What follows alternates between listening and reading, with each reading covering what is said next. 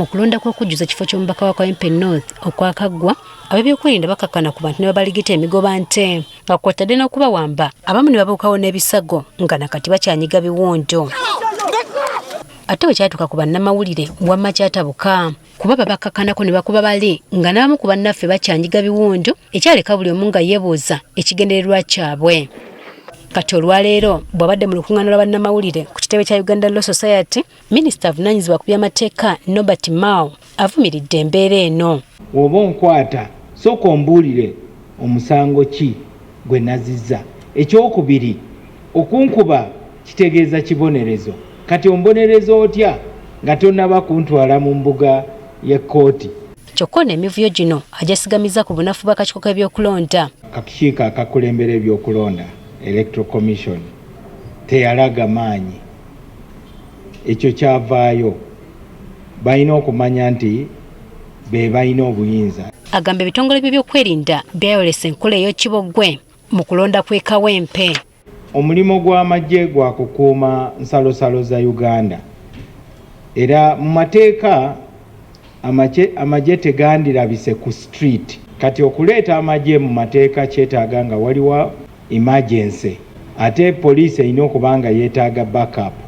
Katono yeyamye okukwatagana n'abantu ko n'ebitongole bikwatibwako ensonga eno okulaba ng'embeera eno teddamu kubaawo. Tugenda kubeera ne meeting ng'akakiiko ka cabinet akalina obuyinza okuteesa ku nsonga z'eddembe ly'obuntu. Cabinet Standing Committee on Human Rights. Ekyokusatu, tusuubira nti tugenda kukola ennongesereza mu tteeka ly'okulonda wabeerewo electronic voting.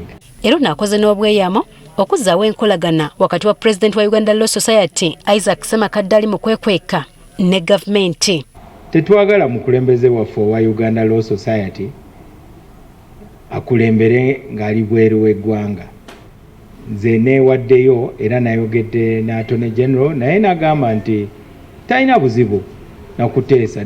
Ate Dr. Sarah Birete ng'ono mulwanirizi wa ddembe lya buntu alaze obweraliikirivu ku ngeri omukulembeze w'eggwanga gy'akwatamu ensonga eziruma abantu.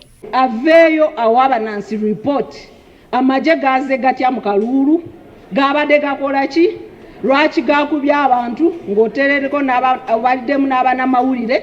Ono ategeezezza nga pulezidenti bw'alabika nga takyali mu mitambo gya ggwanga lino olw'engeri gy'alabika nga ateebereza ku mbeera y'akavuyo eyalabikidde mu kulonda kw'e Kawempe.